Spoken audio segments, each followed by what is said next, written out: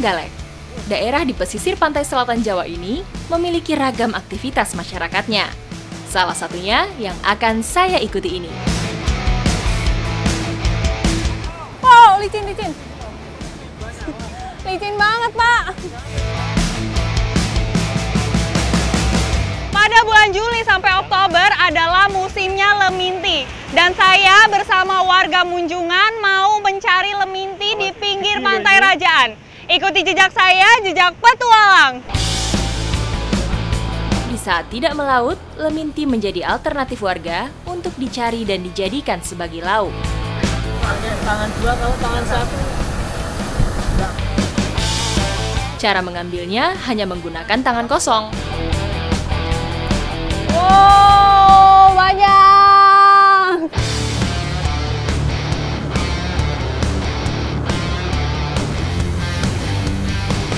Leminti tumbuh di daerah yang terkena air laut. Dan saat surut seperti inilah, leminti mudah didapatkan. Jadi, leminti ini semakin panjang bentuknya semakin gampang diambil. Tapi kalau kecil-kecil kayak gini ini susah banget ngambilnya.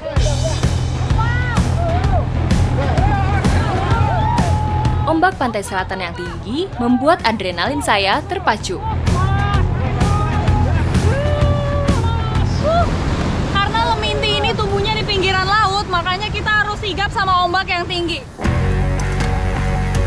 Mencari leminti penuh dengan resiko.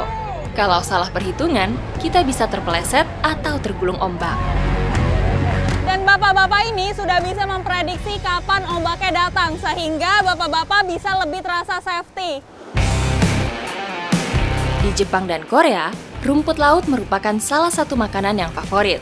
Karena kandungan gizinya yang tinggi, sehingga sangat baik untuk kesehatan. Ternyata leminti ini juga bisa dimakan langsung. Pak, saya cobain ya, Pak. Ya. Wah.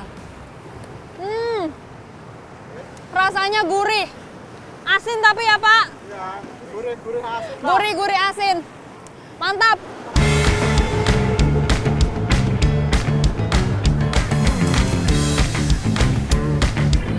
Wih, banyak. Ternyata selain leminti, di sini juga ada jenis yang lain, yaitu namanya jebukan. Kita langsung aja cobain. Enak juga ini. Enak. Lebih krenyes-krenyes, lebih gurih. Resiko yang tinggi bagi para pencari leminti membuat harga leminti juga lumayan mahal. Wow, baik banget nih, Pak.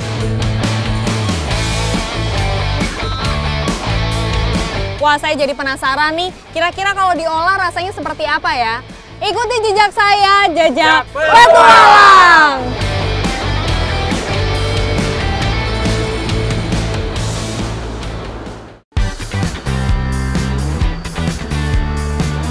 Selain bertualang mengikuti kearifan lokal masyarakatnya, tak ketinggalan, masakan khasnya juga harus saya cicipi. Nah, leminti yang kita dapatkan ini akan diolah dengan cara yang khas, yaitu dengan dibungkus atau dilinting dengan daun nanpu. Nah, ini dia daun nampunya. Leminti yang telah kita dapatkan akan dimasak lintingan, yaitu leminti dicampur dengan bumbu sederhana. Sekarang bumbunya sudah halus, lalu kita campurkan ke lemintinya. Yap, Pak.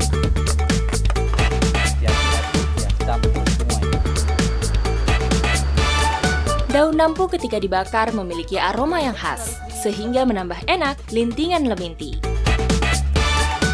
Yeay, jadi satu nih. Ayo kita bungkus yang lainnya.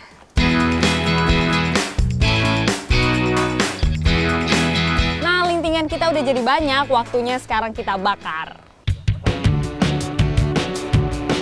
Cukup menggunakan api yang sedang. Leminti kemudian dibakar dengan menggunakan genteng. Ini kira-kira dibakarnya berapa lama nih, Pak? 15 menit. 15 menit cukup? Wah, udah nggak sabar nih saya mau cobain leminti bakar.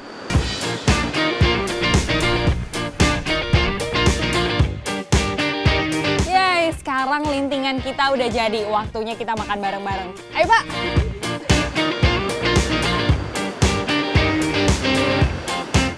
Ya, kayaknya nih Wanginya aja udah enak banget. Pak, langsung cobain, Pak.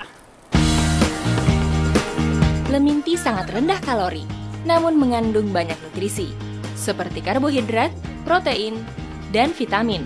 Tak hanya itu, kandungan antioksidan dan flavonoid yang tinggi juga mampu untuk mencegah penyakit jantung dan diabetes. Mantap ya, Pak. Ini, Pak, yang banyak, Pak.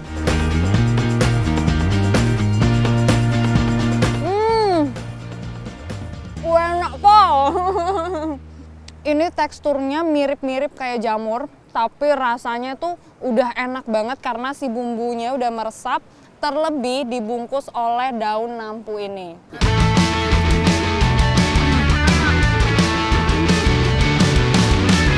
Leminti linting ini hanya bisa ditemukan di Munjungan dan saya beruntung bisa menikmati makanan seenak ini. Ikuti jejak saya, jejak petualang.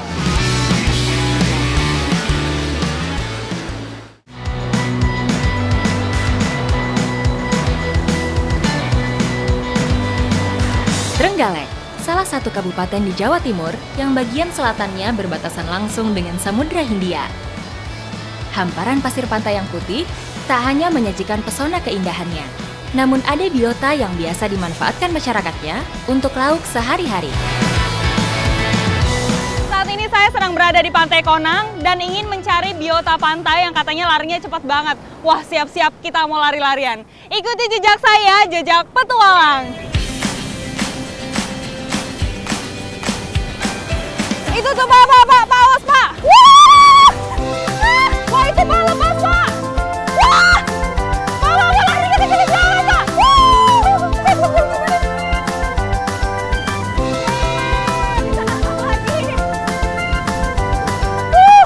Dia larinya cepet banget. Wah, ini besar ya, Pak? Oh, wah, jadi ini ternyata termasuk yang paling besar di sini.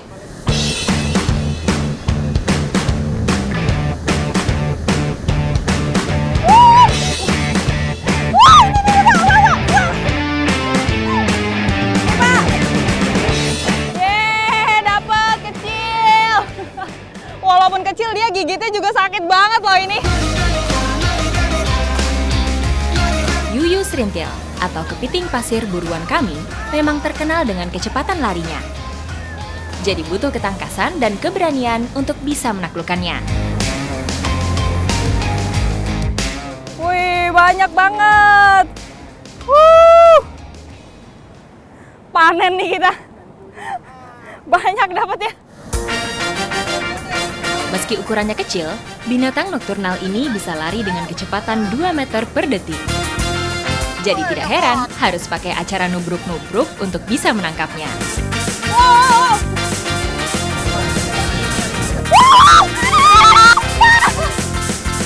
Sebagai negara tropis, wilayah pesisir Nusantara memang menjadi habitat si kepiting pantai ini.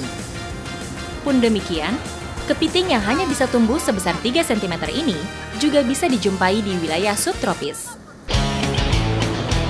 Meski termasuk binatang malam, tapi bukan tidak mungkin untuk bisa mendapatkannya saat siang hari seperti sekarang. Secara alami, naluri kepiting serintil akan mencari tempat yang dingin saat siang. Jadi jika merasa terancam, dia akan kabur ke arah air atau mencari lubang persembunyian dalam pasir pantai.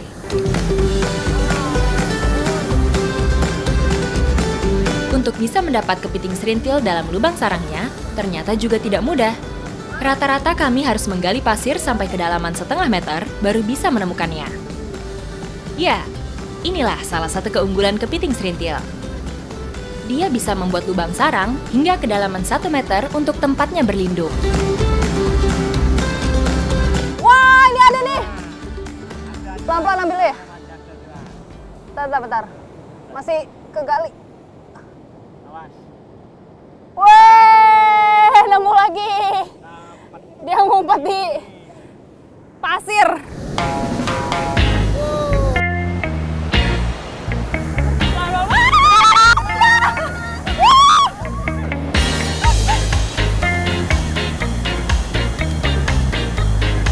Wah, itu ada. Pak, itu. Waduh. Ini dari lubang ya? Iya, lubang. Nah, lagi hasil dari gali lubang. Wah, ternyata yang ngumpet di lubang itu larinya lebih kencang. Oh, lebih kencang larinya, Mas. Tenaganya masih fit. Tenaganya masih fit banget nih, masih kuat. Wah.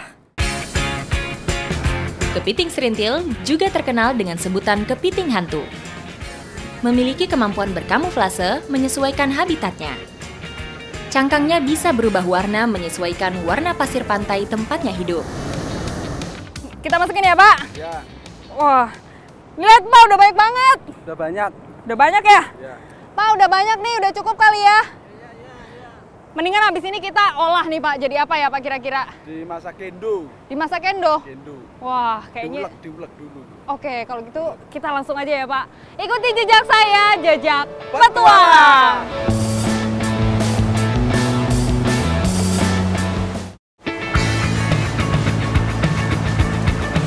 Masyarakat sekitar Pantai Konang Trenggalek memiliki satu olahan khusus untuk bisa menikmati kecilnya daging kepiting serintil. Jadi, yuyu serintil ini sebelum kita masak harus dipotek-potekin dulu si kaki-kakinya ini. Terus dibuka cangkangnya. Dan kita mau masak apa Bu? Namanya Bu? Mau di kendo. Kendo merupakan olahan kuliner khas Jawa Timur yang menyerupai boto. Perbedaannya terdapat pada parutan kelapa yang digunakan. Jika botok menggunakan kelapa tua, kalau kendo justru memakai parutan kelapa muda. Loh, ini dimasukin ke sini, Bu? Iya. Wah. Ditumbuk sampai halus, Ya. lalu dimasukin kelapa. Oh, gitu. Saya kira bumbunya itu ditaburin di atas ini, Bu. Terus Iya. dibungkus-bungkus gitu. Kalau namanya kendo itu, yuyunya ditumbuk sampai halus. Ditumbuk sampai halus. Baik. Biar rasanya itu manis. Sengaja kepitingnya langsung diulek jadi satu sama bumbu, supaya cangkang lunak bagian dalam juga ikut hancur. Jadi saat makan nanti, tidak perlu lagi ribet memilah cangkangnya. Setelah kita ulek-ulek, terus ditambahin pakai kelapa ini ya Bu ya. Kelapa muda. Langsung taruh atasnya. Ya. Wah.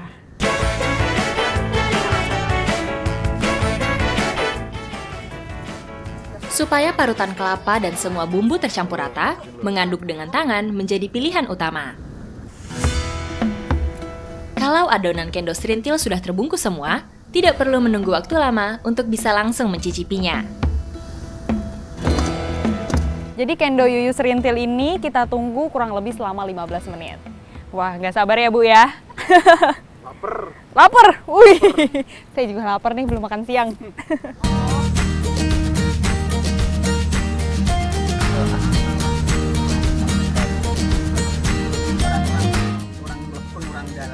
Salah satu keuntungan memasak dengan bungkus daun pisang, tentu saja semakin menambah sedap aroma dan rasa dari setiap masakan.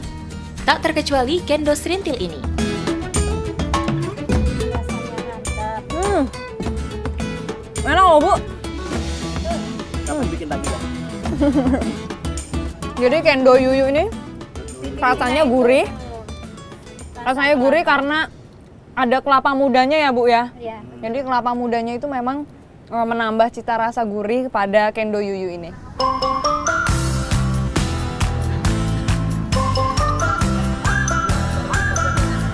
Sumber protein di laut tuh memang berlimpah, sehingga di pinggiran pantai aja kita bisa menemukan makanan seenak ini. Ikuti jejak saya, jejak petualang.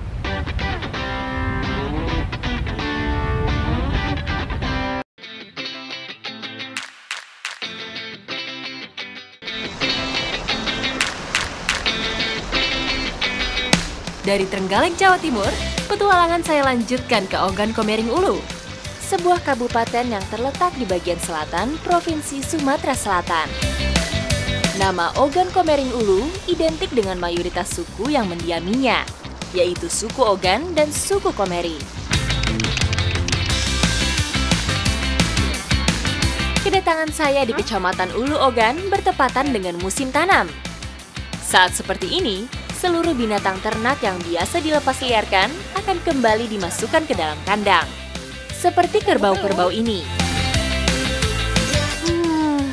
Karena musim tanam sudah tiba, Makanya kerbau-kerbau ini mau digiring masuk ke kandang supaya tidak mengganggu tanaman padi. Ikuti jejak saya, jejak petualang. Jumlah kerbau yang banyak membuat hewan bertanduk ini kerap merusak kebun warga. Karena itu, pemilik kerbau di sini setiap memasuki masa tanam akan menggiring kembali binatang ternaknya kembali ke kandang. Jadi ini adalah air garam dan fungsinya itu untuk menambah stamina kerbau. Gar ya. Ya, dia habis makan biar seger nih minum air garam, terus bisa juga untuk menjinakkan. Jadi habis minum air garam, nanti jadi kenal sama saya. Menarik bagi saya, jika bisa mengenal lebih dekat dengan binatang bertanduk ini. Cukur, aku naik ya.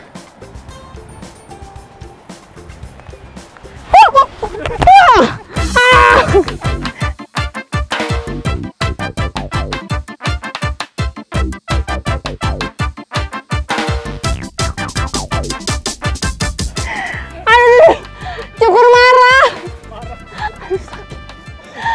Ternyata langsung dilempar. Aduh, dia belum jinak ya Pak ya ternyata.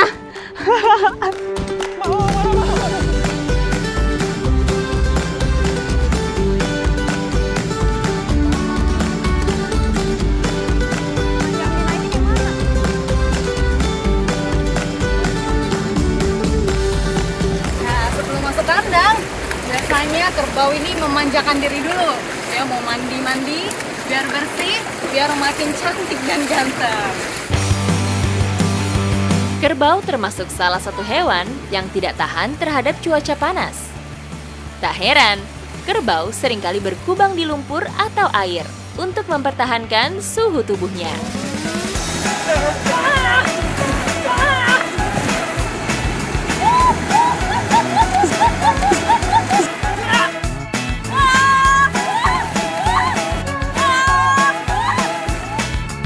Nah,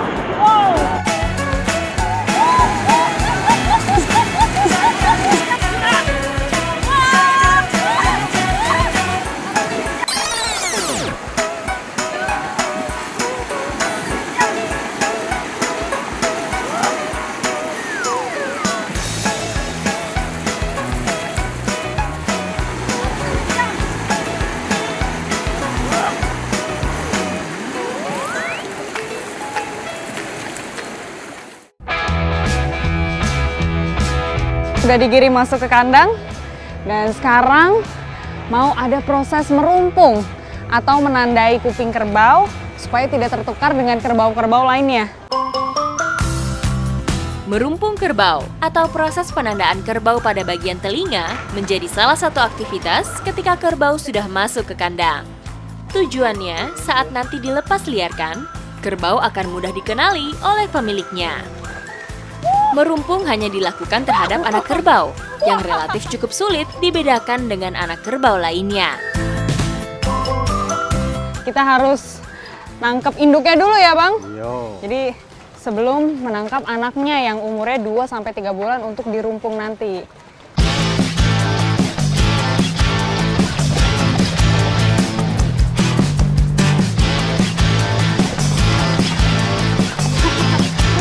Tapi dia cenderung menjauh ya Pak. Kerbau-kerbau ini memang cenderung menjauh. Semakin kita mendekat dia semakin malah menjauh.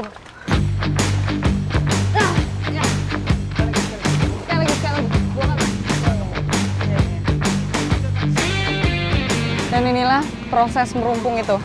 Jadi telinganya dipotong seperti ini untuk menandai. Oh, harus dua-duanya ya Pak? Sama dengan induknya. Kanan kiri. Oh, harus sama dengan induknya. Yang kiri ditanggam gitu. Oh. Ditambah lagi. Ah, ciri-cirinya. Oh, dipotong sebelah sininya? Iya. Nah, ciri-cirinya. Jadi memang sengaja bentuknya itu persis sama induknya. Iya, sama dengan itu nah. Biar nggak kemana-mana ya. Biar tahu kalau ini anaknya. Punya kita. Merumpung disesuaikan dengan pola tertentu yang menjadi ciri khas kepemilikan kerbau.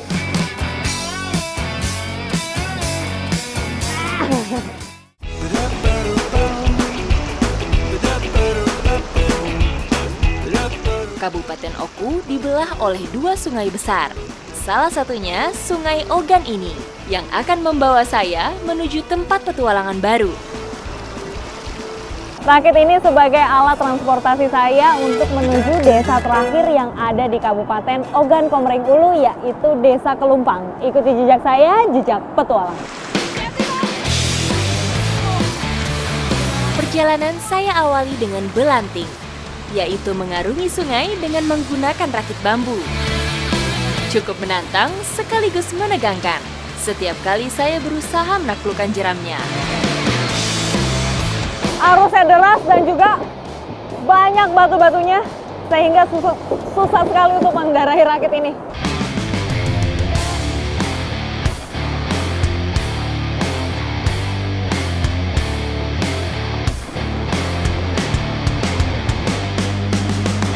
Tidak melulu arus dan jeram, mata saya juga disuguhi berbagai pemandangan sepanjang sungai terpanjang ketiga di Sumatera Selatan ini.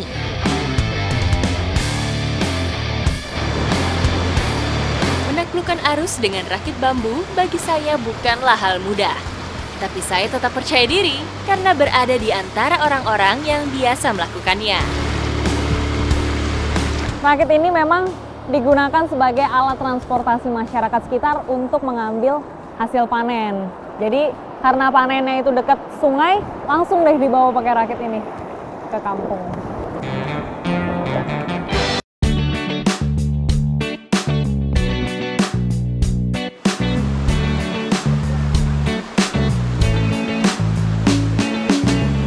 Mengunjungi tempat baru selalu menawarkan pengalaman yang menarik.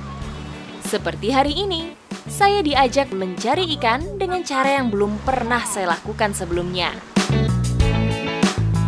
Kelangkai, salah satu perangkap yang masih ramah lingkungan karena hanya mengandalkan batu-batu yang ada di sungai seperti ini.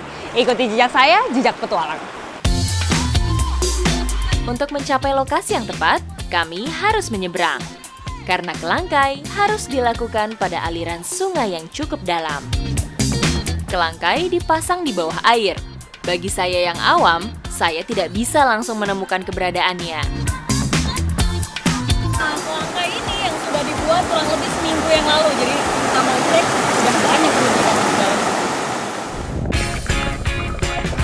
Kelangkai disusun dari batuan sungai yang akan menjadi rumah bagi ikan-ikan. Jadi caranya memang harus disebar dulu jaringnya, lalu nanti batunya diambil satu-satu dari bawah. Jaring ditebar supaya ikan tidak kabur saat batu dibongkar.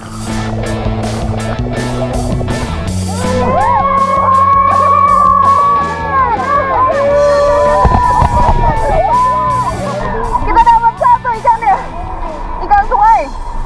Nama ikannya apa ini, Bu? Mana kira? Ikan apa ini? Oh, ikan apa? Jangan nanti dia. Nih, kita dapat satu ikan sungainya. Wah, dapat satu, senang banget.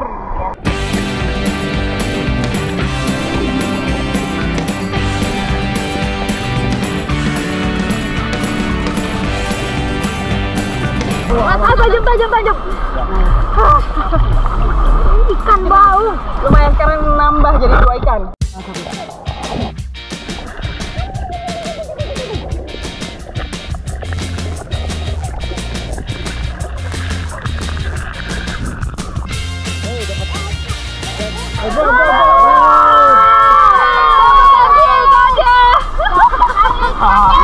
Bumbunya deh. Bau. Heboh.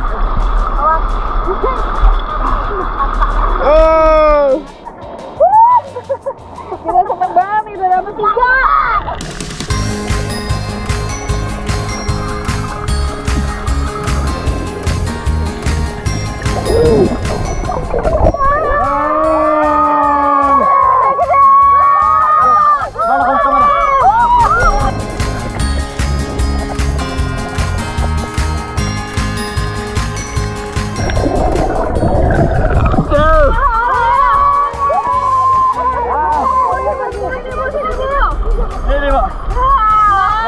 Ini kenapa ini, Bu?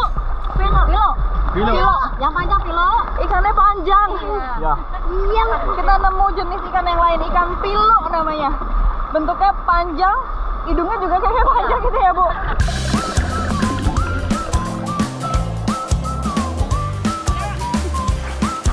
Cukup sulit memang. Awalnya saya pesimis, kirain nggak dapat ikan, tapi kalau kita sabar, lama-lama dapat juga ikannya.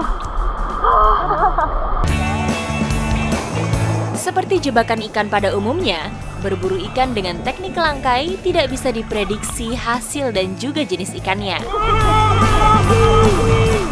Ikannya cilik, kecil banget.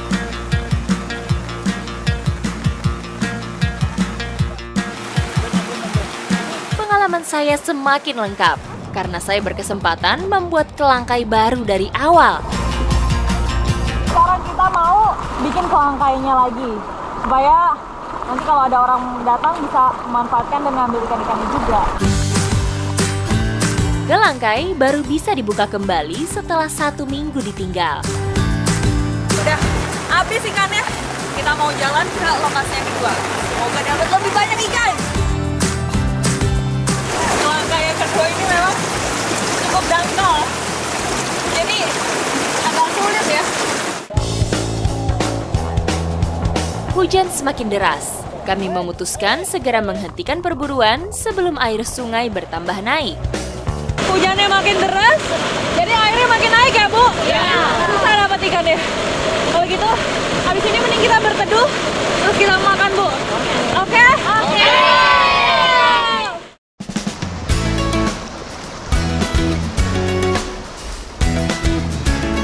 Lain tempat, lain pula cita rasa olahannya. Petualangan saya semakin lengkap, karena sebentar lagi saya akan mencicipi makanan khas masyarakat Ogan. Kalau habis ambil ikan di sungai, enaknya kita langsung olah. Dan saat ini kita mau masak menjadi empal. Empal yang kali ini kita buat itu berbeda dengan empal biasanya. Biasanya kan pakai daging terus bentuknya pipih, tapi kali ini kita pakai ikan terus dicincang dulu sampai halus, terus dicampur bumbu, habis itu dibulut-bulutin gitu ya, Bu? Iya. Nah, baru nanti tinggal dibakar.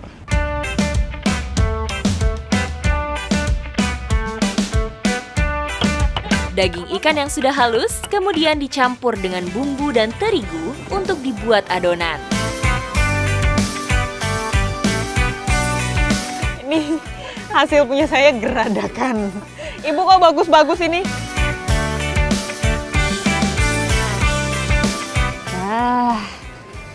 Ini dia. Tinggal kita bakar. Setelah kurang lebih 15 menit, empal ikan siap kami nikmati. Wah, Ade, udah matang ini. Lihat deh. Lucu kan? Di sate-sate gini. Ibu, sini, Bu. Udah bisa kita cicipi satu-satu. Wih. Jadi crispy-crispy gitu loh. Enak. Enak, Ibu. Enak.